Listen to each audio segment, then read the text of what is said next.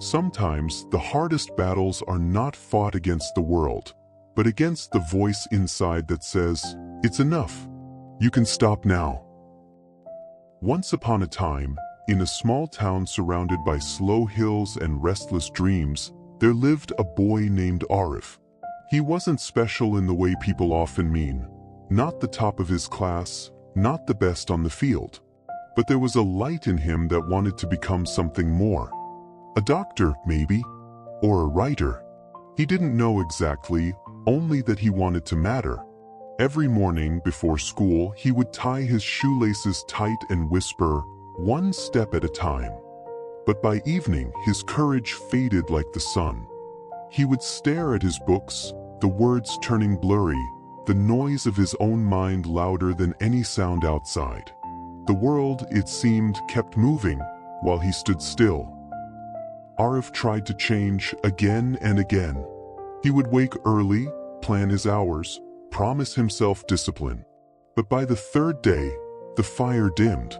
There was always an excuse: too tired, too busy, too late. And each time he quit, a quiet guilt followed him like a shadow. He began to think maybe discipline was a gift others were born with, a river he could never cross.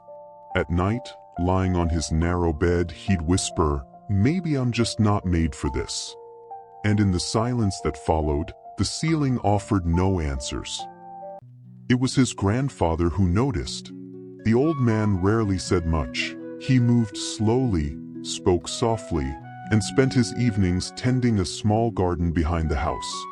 Aarav would often find him there, trimming dry leaves or wiping sweat from his brow. One evening, after another failed study session, Aarav wandered to the garden and sank beside him. "I keep trying, Dada," he said, voice low, "but I can't stay consistent. I lose focus. I quit." The old man didn't reply at first. He simply looked at the young boy's restless hands and then turned to the small patch of soil before him, where a few green shoots trembled in the evening breeze. "Then come tomorrow," he said quietly. "Help me water the garden." The next morning, before the sky had fully brightened, Aarav joined his grandfather. The old man handed him a small rusted watering can. "Once a day," he said. "That's all they need. Not more, not less." So Aarav did. Day after day, he watered the garden. Some mornings were too cold. Some afternoons too hot. Sometimes he forgot, and the next day doubled his effort. But the plants didn't seem to care for his rush or delay. They grew at their own quiet pace, not by passion, but by patience. Weeks passed. Tiny buds appeared where once there was only soil. Aarav smiled one morning, surprised at how alive the garden looked. His grandfather simply nodded. "The earth doesn't reward those who work hard for a day," he said. "It rewards those who show up even when it feels useless." A few weeks later came exam season, the time Aarav feared most. The old voice returned, "You can't do this. You always quit." He opened his books. The same heavy feeling rose: boredom, fatigue, doubt. His hand trembled toward his phone. Just a small distraction, he thought. Just for a minute. But then, he saw the watering can by the window. The image of his grandfather's garden came back to him, the slow, steady growth he'd almost missed. He took a breath, set the phone aside, and whispered, "Once a day." He studied, just for an hour, then another, then again the next day. Each day he showed up, even when nothing seemed to bloom. Weeks later, his results arrived. They weren't perfect, but for the first time, they didn't need to be. Aarav had changed, not in his scores, but in his silence.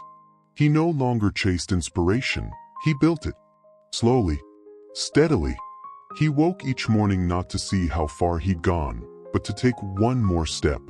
The boy who always quit had learned the quiet power of not quitting. Discipline, he realized, is not fire, it's water. It doesn't burn bright for a moment. It carves its way through stone, one drop at a time. Perhaps you, too, have stood where Aarav once stood, tired of starting over, tired of your own promises. Maybe you've waited for the right mood, the perfect day, or a spark to begin again. But the truth is quieter than that. Discipline isn't about force. It's about returning to the page, to the practice, to yourself, even when nothing seems to move. It's about watering the garden, not knowing when it will bloom. And one day, without even noticing, you'll look around and realize it already has. So if this story found you at the right time, please like this video, share it, and hold it close. And tomorrow, just show up again. The garden is waiting.